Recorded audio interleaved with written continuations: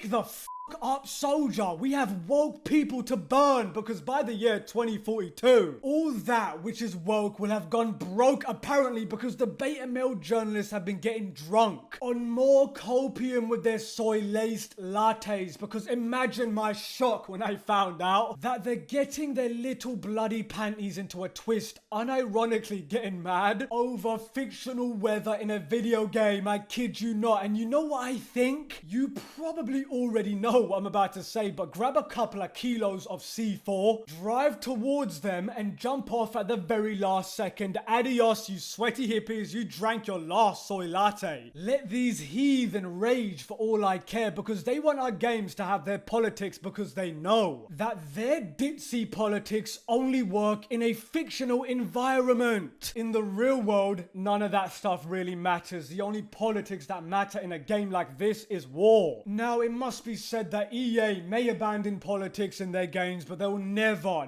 abandon loot boxes. Sorry, surprise mechanics. That is what I meant to say, surprise mechanics. Now, I never would have thought that EA's greed would eventually be their saving grace, because EA is like, sorry you purple-haired fairies, no money, no funny. It's ironic, because obviously if you've been paying attention, EA for Battlefield 5 said, if you don't like it, don't buy it. And now EA is like, for Battlefield 2042, please buy our game. Finally, now you're listening to your actual demographic instead of pandering to freaks who won't buy it. Took you long enough, didn't it? It's almost like they realized that we signed their checks, not some greasy purple-haired weirdo. I can imagine some moronic EA executive saying, what? You mean that we can give the players what they want and not stick our politics into it and they'll buy it? Wow, what a novel idea. We never thought of that because we are absolute donkeys in suits. And when those very same donkeys examined the sales for Battlefield 5, they were looking at the money and said, and it's gone. It says it all for Battlefield 5 when it's been on sale since a week after release. And PlayStation Plus members got it for free last month too. They are very desperate. Now let's take a trip down woke lane. Back in 2018, EA on the Battlefield 5 controversy. If you don't like it, don't buy it. We stand for the cause, because I think those people who don't understand it, well, you have two choices. Either accept it or don't buy the game, and I'm fine with either. Now, this is exactly how you don't do public relations or product marketing in any industry. This low-hanging dingleberry literally challenged his customers to not buy his game and risked his studio going bankrupt. All because he wanted to virtue signal. It's truly incredible to see them in real time finally accept the old prophecy,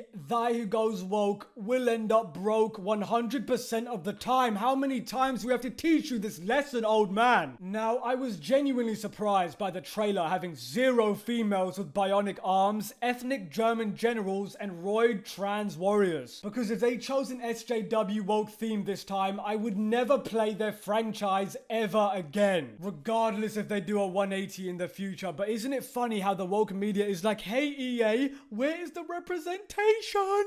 And EA is like, I don't know, where was your money when it came to buying Battlefield 5, which drove off many of our established fan base? And you hear nothing but crickets from the woke morons. I mean, that game was made specifically for them. Anyway, I think we're beating the victory drums too early. I mean, this is EA after all. I usually avoid them like a bad radiation-based cancer. So understandably, I'm cautiously optimistic about this trend of game companies throwing SJWs under the bus. So yeah, let's just see how long this one lasts. I give it one Twitter struggle session and EA will be folding like a cheap lawn chair. One thing to keep in mind is that EA is like Satan. Yeah, it's all good that he said he's gonna turn the heating down a tiny bit, so don't say yay, we won, yay. No, EA is still Satan, don't forget that. They've gained maybe 1% of my trust. Now, the trailer doesn't say a whole lot other than it being an even larger scale Battlefield game with more destruction and weather mechanics. So it's obvious that they're playing it safe with the trailer and with the theme, but locking in character class with no campaign though is a bold move, Cotton. Let's see if that pays off. Now the usual dumpster juice journalists are reeing. I know it's another Friday. The SJWs are screaming,